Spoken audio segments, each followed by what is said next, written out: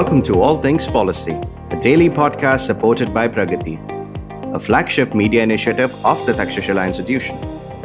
We're a bunch of policy nerds based in Bengaluru, and we like to bring a fresh perspective to Indian affairs and an Indian perspective to global affairs. So grab a cup of coffee, sit back, and join us for today's chat. Hello and welcome to another episode of All Things Policy.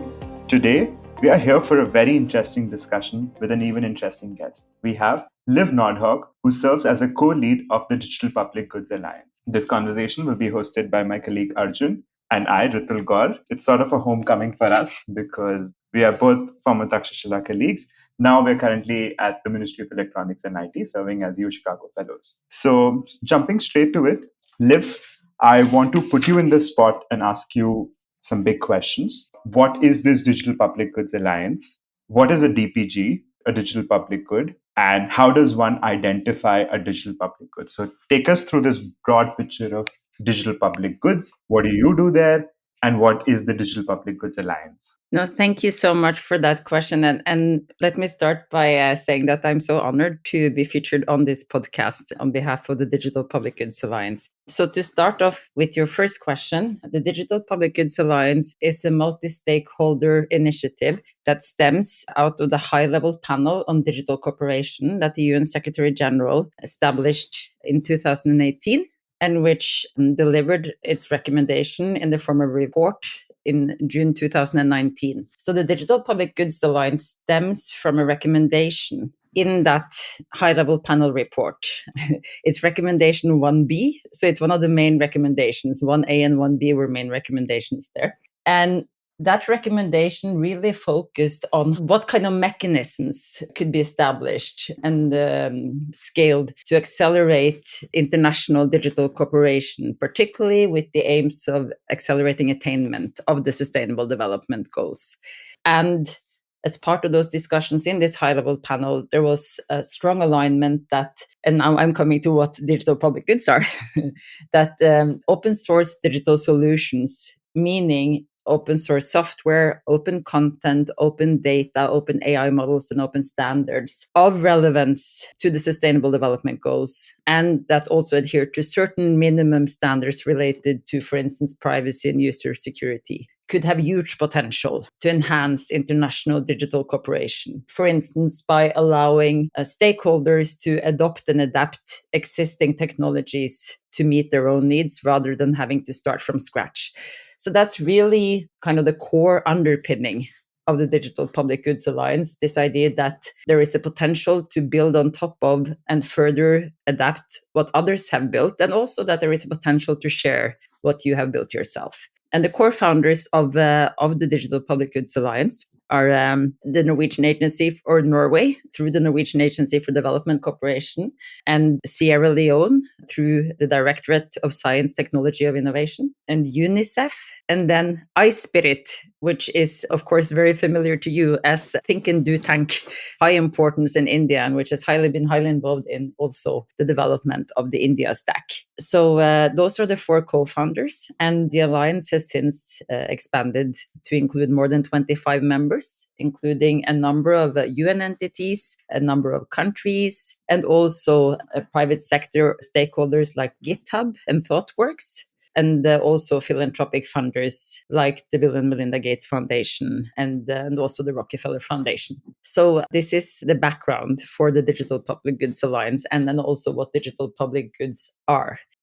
Thank you so much, Liv. I really want to double click on a lot of things here. So Yeah, what I'm going please do. to first sort of pick on, when we talk about a digital public good, was there or is there a digital private good? And what is the conception behind the digital public good? So could you sort of throw some light on these two broad phenomenons? Yes, and I think it's important to look at what we mean by public here. So the public good in the digital public goods definition, it really stems from the economics term, a public good, which means non-rivalrous and non-excludable. So it really comes from that adaptability and adaptability rather than public in the sense of government or public sector. And I think that's important because public can indeed have multiple meanings. And here we're talking about the economics definition of public goods. So when you say, can there be a private good? Yes, there can be private sector stakeholders that are developing and sharing digital public goods, for instance. But a core premise of the digital public goods standard, so there is a standard for digital public goods, which is stewarded by the Digital Public Goods Alliance Secretariat. And the core premise is the platform independence. And this idea that a digital public good should be something that you can freely adopt and that doesn't create any forms of lock-ins, including to any proprietary stakeholder. So, but yes, in accordance with the definition of digital public good, it can indeed be developed by a private sector stakeholder. So if that answers the question. So it's different from something that is exclusively made available by a public sector stakeholder or by the government. That's really interesting, Liv. Anyways, great to have you on the show. So I also had a couple of questions, especially with regard to the whole conceptualization of digital public goods, right? So one of the things I wanted to know was, how do DPGs, or what we call as digital public goods, evolve? So how are they created per se? Are they created as digital solutions to tackle a single problem, or are they created for public service delivery? So what kind of intention is there when we kind of digital public good? And at the end of the day, I mean, you mentioned the fact that even private sector is involved in the technology aspect of it and creating these digital solutions itself. But I also want to know, at the end of the day, who owns these DPGs? Like, is there a concrete owner, as in, is the government involved in the ownership of the DPG itself, or is it a public private partnership, or can it be both? So how is the journey of a DPG from the technology aspect till the implementation aspect itself? And you can do that with an example, or if you can just let us know how it is done. Just one more thing, Liv. I'm going to double the trouble with one more thing, that in this conception, at what point does a digital solution per se become a digital public good, and who identifies it and who certifies it to be that? No, thank you for asking a wonderful set of complex questions.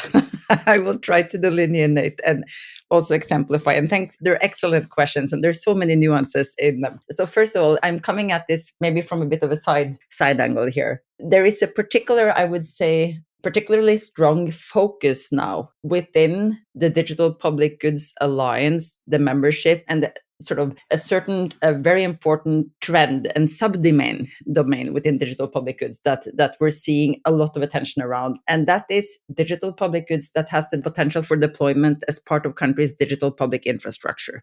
And I'm mentioning it because I think that also touches upon a lot of the dimensions of the questions asked here. And what do we mean by digital public infrastructure? And here I will point to the India stack, as you will know very well, and the core foundational 3 layers of the India stack. So Adhere as the foundational digital identity system, UPI for payments, and now DEPA for data empowerment and protection, so for secure data exchange. So these are all examples of interoperable layers of digital public infrastructure. And there is a particularly strong momentum now across countries, across all income levels and all geographies, to build out stronger and more resilient and more inclusive digital public infrastructure as a response to COVID, as a response to recurrent crisis and instability. This is a trend all over. And I think COVID really, really demonstrated to the world the need to be able to have digital public and private service delivery and a lot of innovation in how those happen.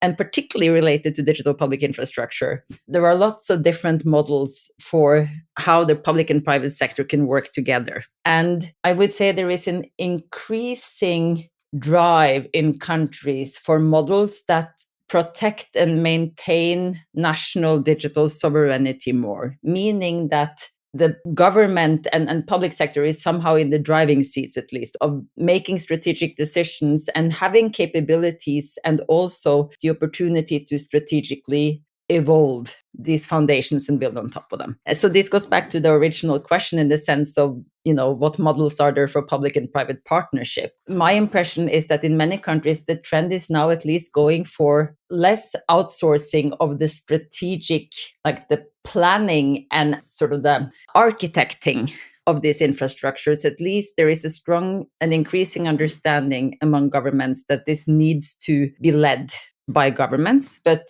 there can be many forms of involvement of the private sector in many roles, and a lot can be outsourced.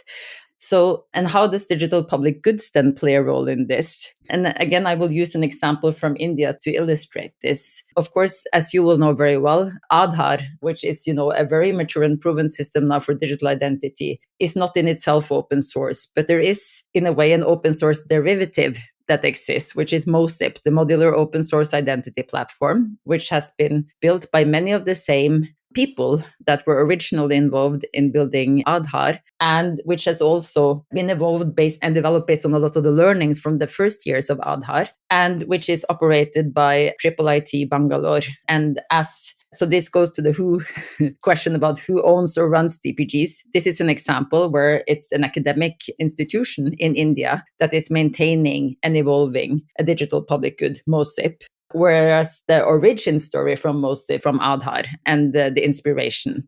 And MOSIP is then a digital public good that is available for other countries to adapt to build out their own digital identity systems. The implementation, or one of them that has come the furthest, is the Philippines, which is implementing its own digital identity system, PhilSys, based on MOSIP, based on adopting and adapting MOSIP in the Philippines. And so PhilSys is then the digital identity system and a part of the digital public infrastructure in the Philippines. And to my understanding, the Philippines has deployed, there is a large systems integrators contract, which has been established, including through a tender process, where I also think there has been advice from the World Bank in the process and so on. So there's definitely private sector involvement, but it's the Philippine Statistics Authority that is sort of overall governing the process and in the driver's seat, so to speak, of that journey. So I'm hoping MOSIP at least is one exemplify what this can mean. And of course,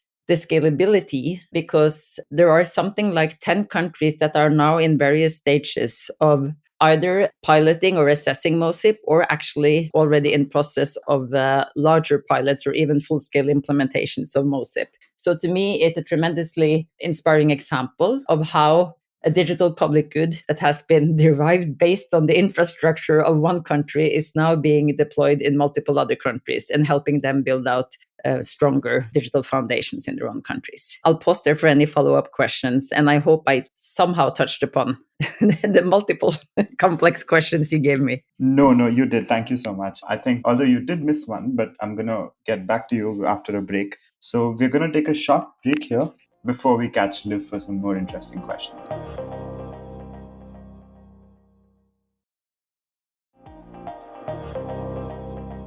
All right, welcome back. So I was very keen on listening to you, Liv. And I could identify that what you've missed. So it was my question, perhaps, that in this journey of a digital public good becoming a digital solution, becoming a digital public good, I wanted to understand that who identifies it and who certifies it to be called a DPG, and what is the process of this identification and certification? No, thank you for that question, and sorry about having missed it in the first place. So anyone can nominate a digital public good, but there are certain questions in the process that can only be answered by someone who can actually speak to the solution. And that is particularly around how certain safeguards have been built into the digital solution to avoid harm by design, and also around making sure that, for instance, brand ownership or that ownership is documented and so on.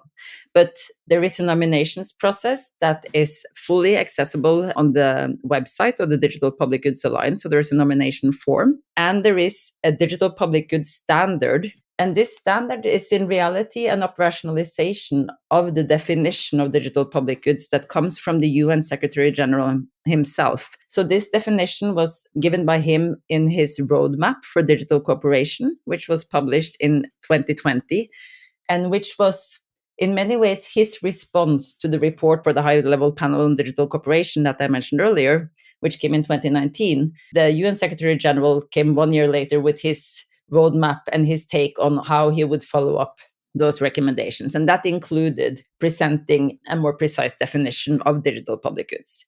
So what we have done in the Secretariat is that we have worked with multiple experts across different domains, such as open data and open source software, open content, and so on, to evolve an operational standard, operationalized into 9 criteria, with some sub-criteria, that allows an assessment process of any digital solution against these criteria. And they broadly, you can think of them as having 3 broad buckets in a way. One of them is relevance to the Sustainable Development Goals, which is obviously, it's a fairly broad tent, but it's still a subset of open source in a way where there has been some intention of relevance to one or more of the Sustainable Development Goals by design, or through implementation, a solution has been proven highly relevant. So that is the first category. The second is around the openness of the solution, which goes both for the licensing, of course, but also in terms of documentation and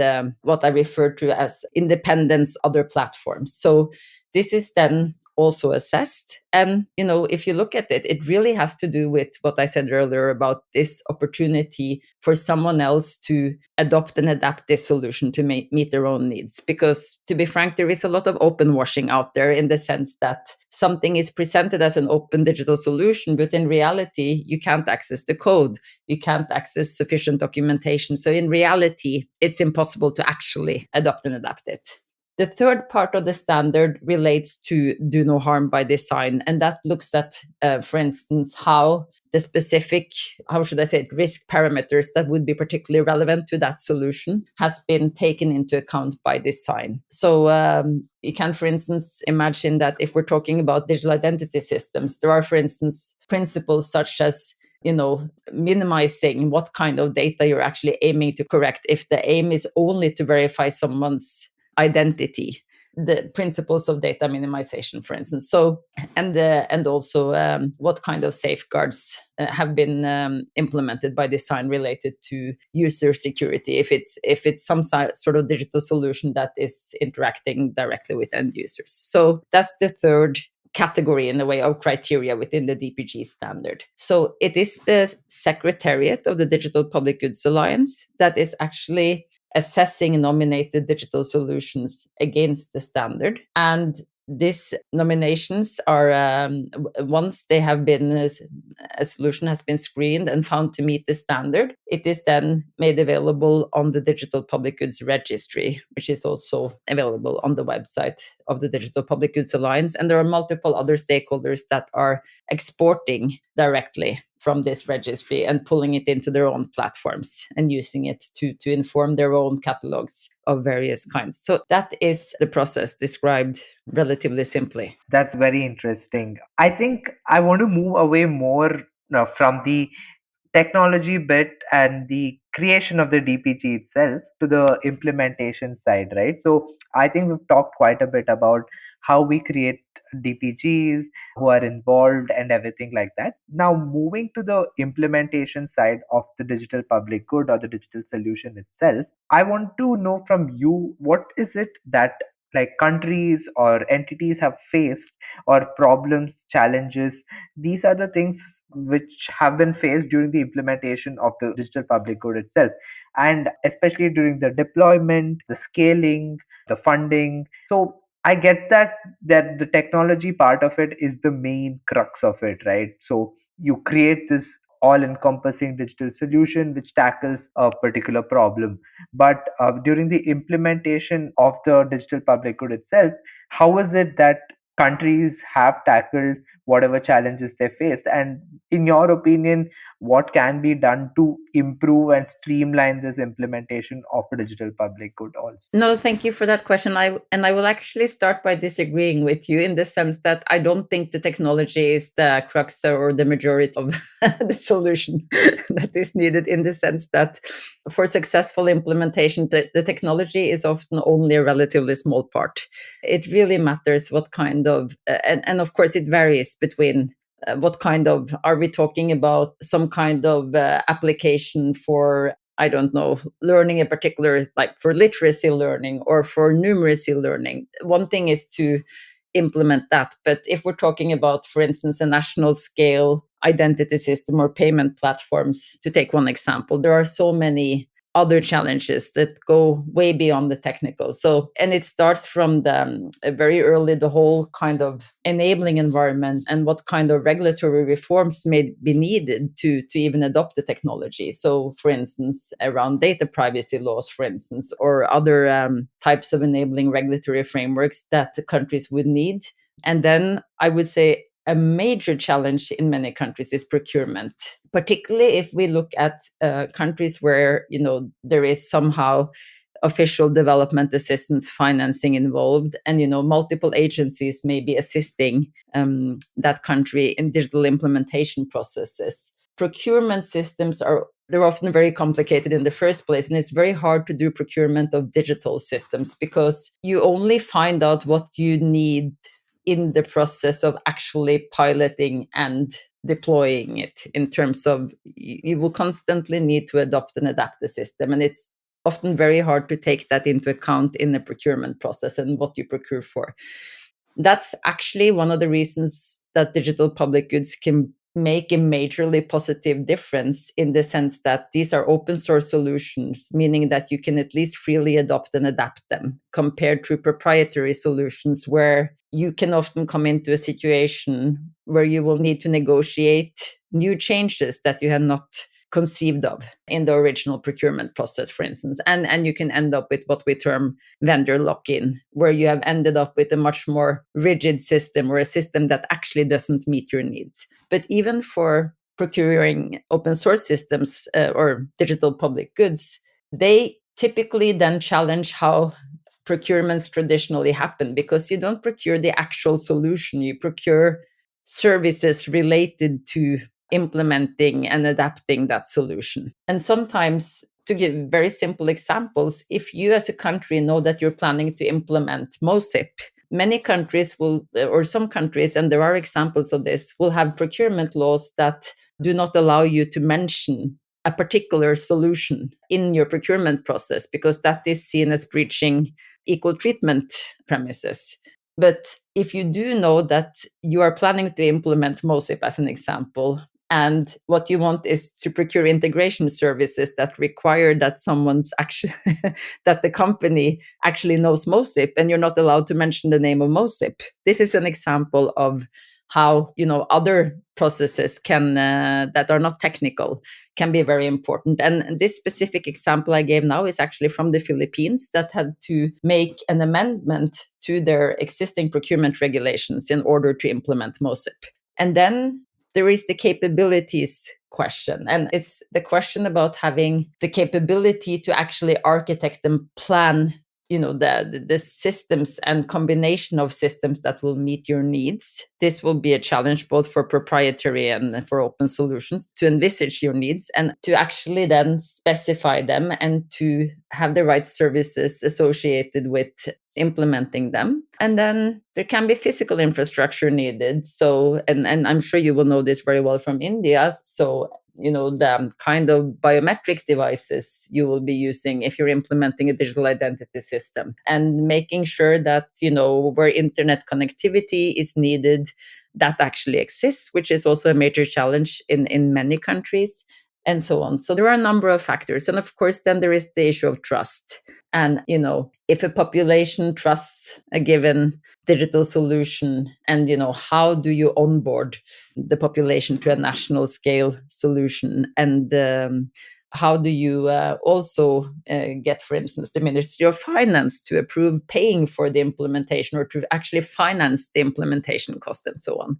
So those are just some examples of challenges. And we're very much trying to mobilize through partners, financing and technical assistance and support that can follow countries through the entire journey, from early assessment and to full-scale implementation. And there are stakeholders like the World Bank, UNDP, and other UN entities that are doing tremendously important work here, in combination with those that are making available digital public goods like IIITB, as I mentioned, and also in combination with then funders and so on, to just give some examples. So it's really a whole value chain, and the technology component is only a part of it. It's a critical part, but it's definitely not the only and maybe even the main part. Thanks, Liv. Thank you so much for actually mapping this landscape out. Somehow I just have a lot of questions, but I'm still going to keep it short and ask you a simple question first, which will sort of build on to my other questions that I'm going to subsequently ask. Could you, and this is, I think, which we've struggled with a lot, is the terminologies that are thrown around. Somebody calls it digital public good, somebody calls it a public digital platform, somebody calls it a digital public infrastructure. So what do you think about, like, what are your thoughts on this, that which is the right terminology to use for what? To me, the two terms are very clear, that a DPG is a solution, but if it is tailored according to a country's needs and then sort of implemented at scale, it becomes a digital public infrastructure, which is also at the UNDP DPG for DPI. So can you elaborate your take on this? Yeah, and I appreciate the question. I agree, there are many terms out there, and they have different origins and stories sometimes. I do think the term digital public goods, as it has a definition also by the UN Secretary General and so on, is somewhat straightforward here. Of course, everyone won't agree, but I think at least there you have the UN Secretary General as an authority of the definition and so on. I think with digital public infrastructure, it's interesting, and I hear many different terms used where I think they are describing often the same foundational layers. So, for instance, the World Bank has earlier at least used the concept of foundational digital stacks. And I've also heard, public digital platforms. Sometimes you hear the word more, gov stacks is another one. But very often they are referring to these cross-sectorally enabling layers that, when they're implemented as a totality, form countries, then I would say digital public infrastructure, and would consist of typically digital identity, often in combination with some kind of civil registration and vital statistics system to enable targeting when you want to, for instance, reach particularly vulnerable groups and so on, or only females or female heads of households and so on. And then you have payment platforms and systems for secure data exchange. And I actually see a lot of alignment that these are recognized by many very foundational components that are important for enabling both public and private service delivery and innovation and a flourishing vendor ecosystem also on top. But they, the different terms used are for the same components. They can be public digital platforms, digital public infrastructure, digital stacks, gov stacks, and so on.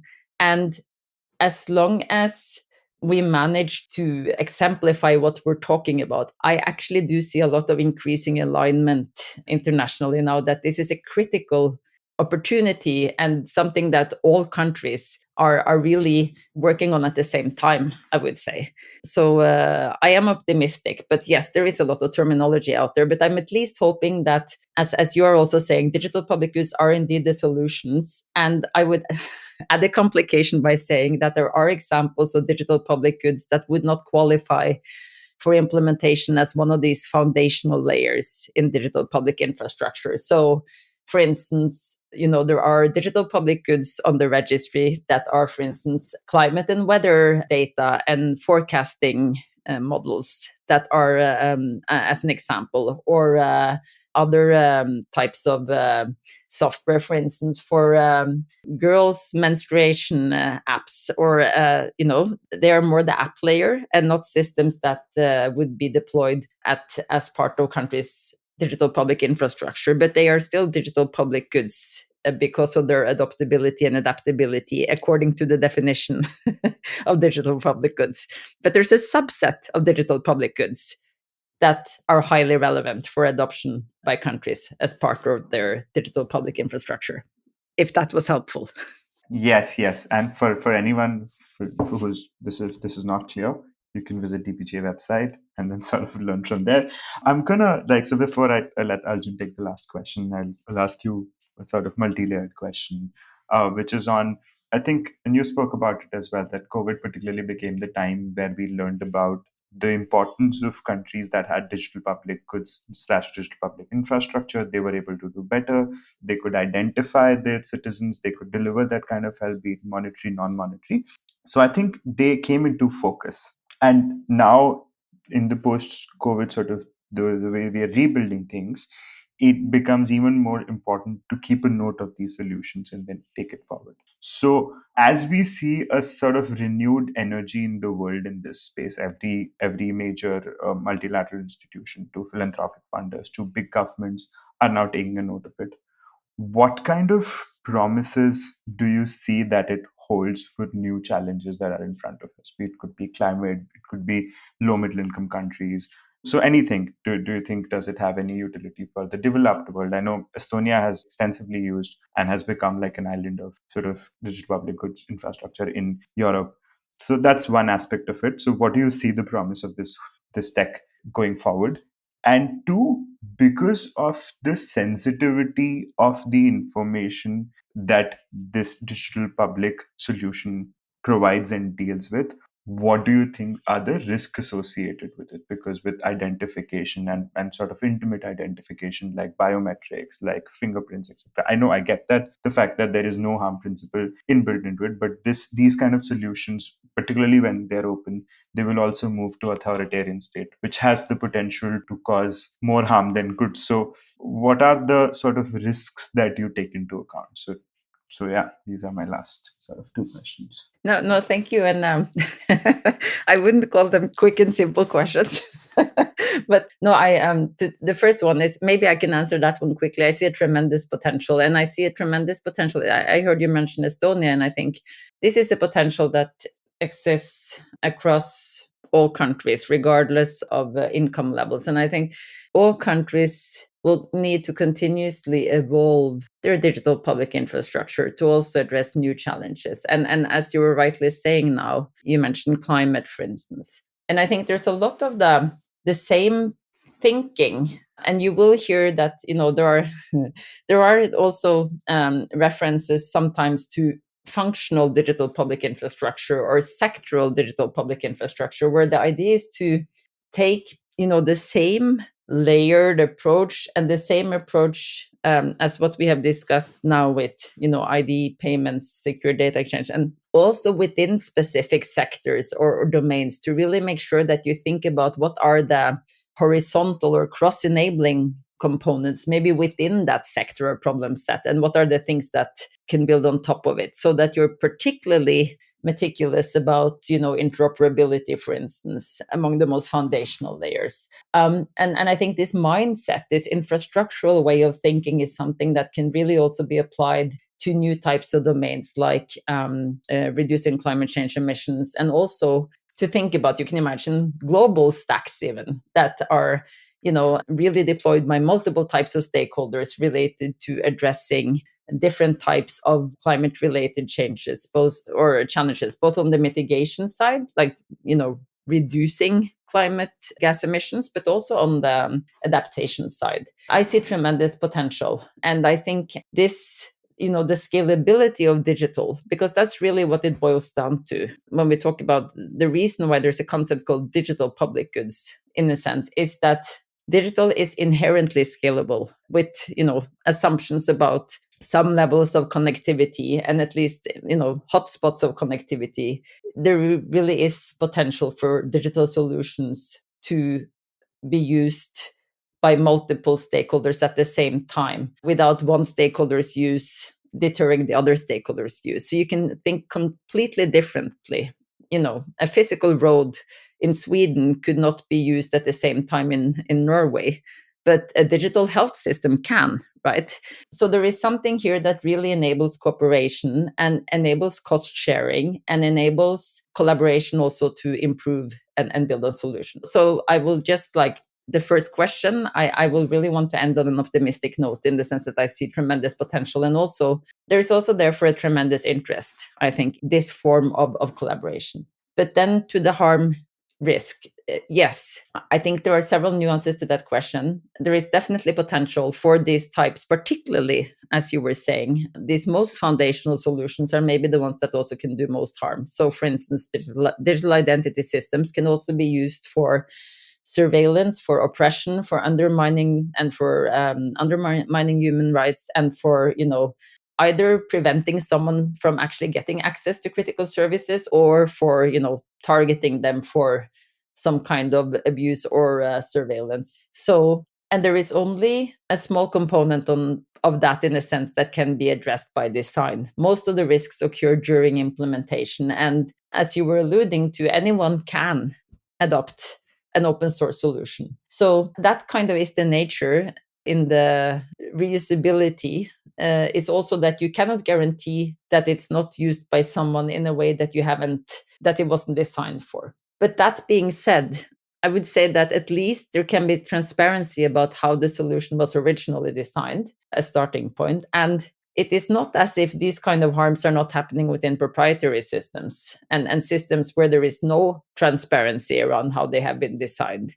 And, you were referring to authoritarian countries also using. You also have systems designed by authoritarian countries and being shared by authoritarian countries with other countries, where there's absolutely no scrutiny and transparency about how they have been built. So I would also say that the alternative is happening at scale, in the sense that we're not in a situation then that if there weren't any digital public goods, nothing would be happening. I would rather say it's the other way around. So I do think that digital public goods can provide tremendously important choice and provide state-of-the-art digital solutions where at least there are safeguards by design, and where there is much more opportunity then to have an informed discussion about then how they are being implemented, at least based on how they were designed, which anyone can look into. But there are no guarantees. And it is also not something we feel as the Digital Public Goods Alliance Secretariat that we can guarantee. But we do think we're providing alternatives that at least gives a better chance of both transparency and also of best practice by design. So, but we're not naive, in the sense that there are risks associated with it, and accountability and informed discourse, and also regulatory frameworks, having the right regulations in place and right institutions and so on, are examples of how components that can help minimize risks, but you can't eliminate them. Well, that's interesting, and that was a wonderful answer to that question itself. I would like to end on a note which is, India specific. We are sitting here in India, and we have seen the fruits of digital public infrastructure take shape. And as you have said, how India's stack has developed and how it has reached so many million Indians. And I think Ritul mentioned this before, of how digital public goods, digital public infrastructure has now been the talk of the town in multilateral institutions, at several engagement groups, diplomatically. Since India has the G20 presidency this year, what do you see, in your opinion, as the opportunity for the concept of digital public infrastructure to come up at the G20 level?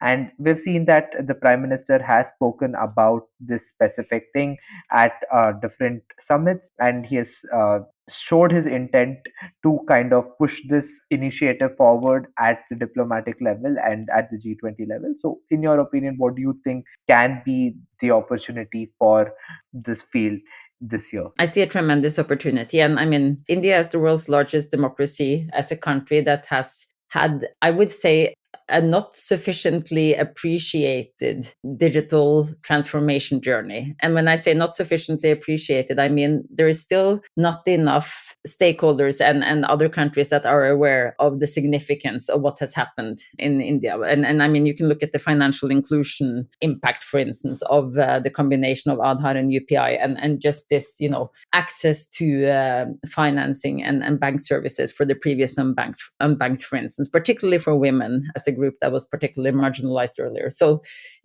there is the story of what India has achieved is so inspiring, and in so short time. And, the fact that India did in I think it's, something like 10 years, what other countries would have on a normal trajectory spent more than 40 years to achieve. It's very inspiring. There is one part of that story that has a particular relevance for digital public goods. And this is something that I have actually had the privilege of also hearing from Nandan Nilekani about, because I've heard him also provide speeches on the thinking when Adher was built and still have. And India has tremendous tech talent and tech capacity. And so when Adher was built, there was this opportunity, and in a way there was an opportunity to start with a blank slate, because there wasn't any kind of legacy system in place that had to be built around. And there was this ability then to actually adopt and adapt a lot of existing open source components, and of course then to build and combine that with both existing technologies and also to build new. But basically there was an opportunity to leverage open source because there was capacity to do it, and there was an opportunity to design something free of legacy and with full sovereignty. And I think this word sovereignty is really key. And it's something that I think is a key part of the India Stack story. And the learning is, how can you build your digital public infrastructure in a way that safeguards your national sovereignty? This is something I think there's tremendous potential for India to share as part of the G20 presidency, and something that many countries are really, really looking to guidance for. Because, as I mentioned earlier, there are these concerns about long-term lock-ins and so on that many countries have experienced and that have really limited their own sovereignty. So, what can be learned from India about having this architectural mindset about adopting and adapting existing open source components that can be used? And this is where digital public goods, I believe, can play a tremendously helpful role then in enabling countries to kind of do what India has done earlier, and to really enable them to shorten their own learning and adoption curve. And this is something that we at the Digital Public Goods Alliance are really hoping to work very closely with India on.